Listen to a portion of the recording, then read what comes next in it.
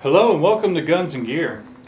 You know, I've done a couple videos on some of my favorite pistols, and I really enjoyed doing that, and I thought I would kind of carry on with some rifles. So I've kind of chosen some of my favorite semi-automatic rifles and thought I'd talk about them a little bit. This will be another multi-part series. If y'all don't enjoy these videos, just let me know. I got plenty of stuff that I would like to do, so let me know if you're getting a little bored just looking at guns. Alright, with that, let's get started. First up is the probably the stereotypical AR-15, or at least it was when I was a young man. This is a Colt H-bar. It's an A2 configured rifle. It has a 20-inch barrel with the flash suppressor on there, the open sights, and the A2 configured rear sights and stock.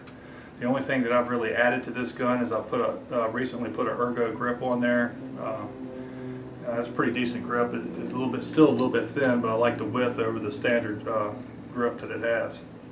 This gun is just an excellent shooting gun, and you will notice that this is a pre-band model that also has the bayonet lug. I just love this rifle. I've shot just a ton of ammo through it. It's a great shooting rifle. What more can you say? You know, good Colt.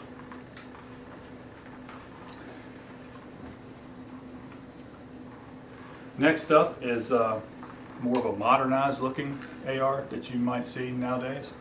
This is manufactured by Saber Defense, and this is the Competition Deluxe. Okay, this has an 18-inch fluted barrel with the company's gill brake on there to help reduce muzzle flip. It has a 4-rail, 4-end, has the ACE adjustable rear stock, you know. Also, I've added the Myad grip. Now, you see a scope on this, and I have it put on a Trijicon 1 1/4 to 4 power scope. This does have both the fiber optics on there to help light that reticle, and it also has a tritium insert to light the reticle, and the reticle is a triangle on a post. And I have found for close to medium ranges, this is a pretty good scope to have. Now the mount is LWRC Tactical, and I've got to tell you that LWRC Tactical really makes some fine stuff. Their stuff is not cheap by any means, but it is certainly worth it, and the advertisement of the scope mount losing little to no zero when you take it off and put it back on, this mount has really filled that bill. I've done it several times with this combination. Excellent shooting gun, has a great trigger. What more can you say? This is just a fine shooting AR. And by the way, this is a direct impingement gas system.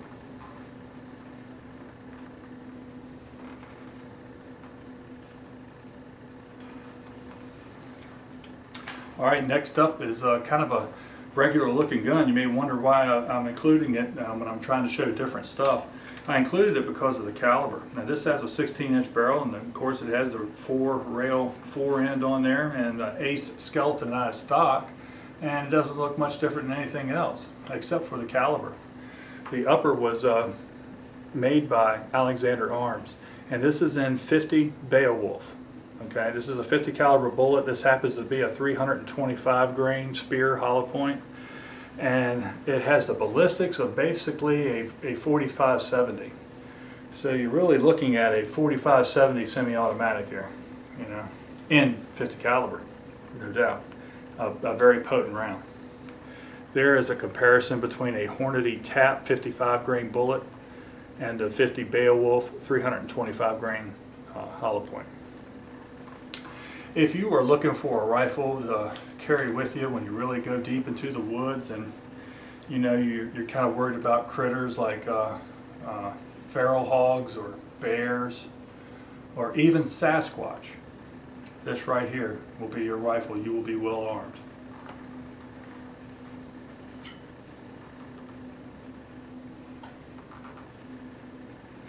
Now, those first rifles were all direct gas impingement guns, and this is a departure from that, and actually it's kind of an original design. Back in around 2001, I met a guy in a 3-gun competition that had a weapon from ZM Weapons, and it was called the LR300, I believe.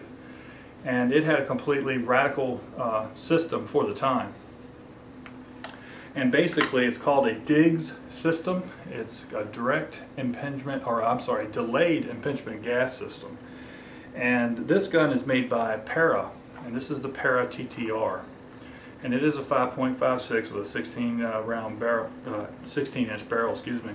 But the DIGS system is basically, you take that a standard AR-15 bolt, and you pop that gas key off of there, and you put a gas key on there that's a lot longer. It almost looks like a op rod itself for a gas impingement system. It goes up into the gas tube located on the top of the barrel, and it has a very heavy, or very strong, I should say, spring that helps bring the action back closed.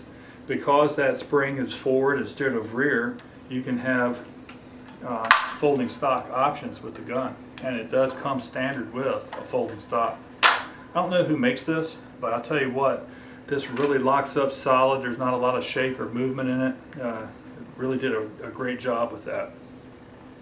This is an excellent shooting rifle. Now, it comes in 3 configurations from Para, including one that has the full 4-rail on there. I opted against that.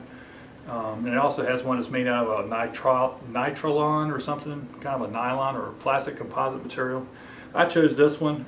This is kind of slick, and I'll probably put some skateboard tape on there to give me a little bit better purchase on the forearm. But this is really a great shooting gun. Absolutely wonderful. One of the things about this is you'll see Todd Jarrett, and he's got some videos, and I believe on YouTube, where he's just basically holding the gun in his hand like this and firing the weapon. Now, the 5.56-223 isn't really known for its recoil, but with this system in there, it virtually eliminates what little recoil the Brown has. It is just a pleasure to shoot. And it really isn't as fore-end heavy as some other gas piston systems. It's a very mobile, easy to move around gun.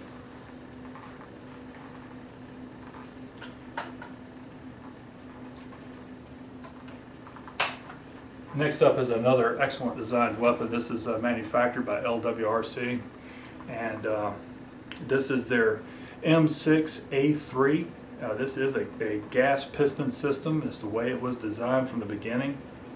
It has a 4-position gas system on there, and this piston-driven system does everything that you always heard the piston systems do. It runs clean, it runs cool in the receiver area, and I'll tell you what, this has been a very accurate rifle for me. Now this is their DMR, or Designated Marksman, variation of their rifle.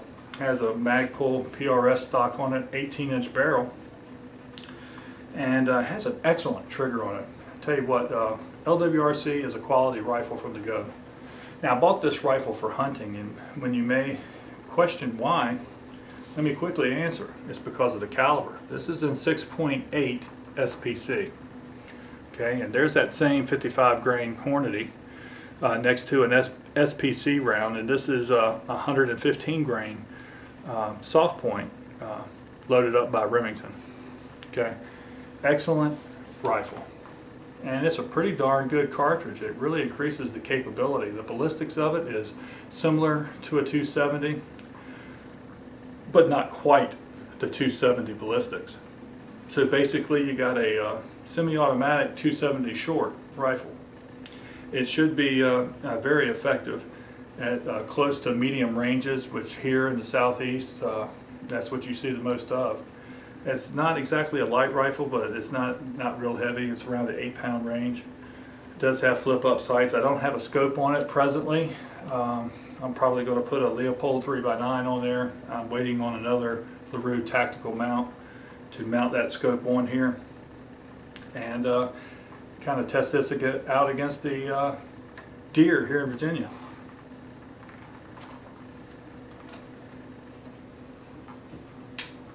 And last up, this rifle is not an AR-15 at all, but it kind of sort of belongs in that class. This is a SIG 5.56, and I got this right after the guns were introduced here in the United States, and this gun was developed specifically for the American market.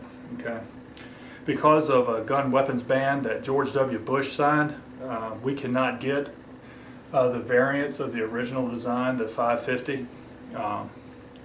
And in this case, I'm kind of glad, because SIG USA kind of added some features to this gun that makes it a little bit better for us.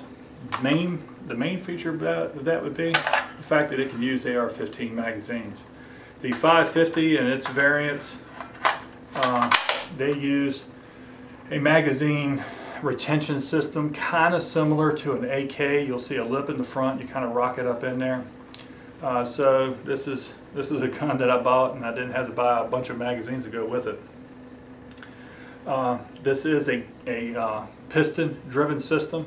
It's an excellent system. It's been around for a long time. The 550 was a design from the 70s. It was adopted, I think, around late 80s or early 90s by the Swiss Army, and it has a legendary reputation for reliability. The accuracy from this rifle is very good. And you know, some people are kind of down on the weight being in the front of the rifle. Never really been a concern for me. I think this is kind of a lightweight rifle, but then again, I grew up with M1 Garand, so what do I know? If I had to say anything that I don't like about this rifle, it's the little bitty grip. I can't, my pinky finger there kind of falls off the end there. I had to really cram my fingers up to get my pinky on there, and they don't take standard AR-15 grips, and I guess they're not really popular enough that there are some accessories out there offering longer, bigger grips. But other than that, great system. The gas piston system on this runs as advertised. Good shooting gun. Really like it. Well, this is just a part one of a series on rifles, on semi-automatic rifles, that I thought I would put together real quick. Hope you enjoyed it. As you can see, I have a little bit of variety of different types of guns. I really don't know that I like one system too much or that greatly over the other. I will say that the Para TTR is really winning me over. I'm really liking the way that gun runs. It's a very accurate gun. It's super quick for follow-up shots because of the system design. And I just think it's a high quality gun. It's not cheap, but I do believe it's worth it. But you know what? I still love my Colt A2 AR-15. There's just some great guns out there, and it's just a shame that people get caught up with just one particular style or one particular type, and really don't get to experience some of the great guns that are out there. Well, that's my video. Part one. So, as always, thank you for watching, and remember, shoot straight on the range and in life. Thanks.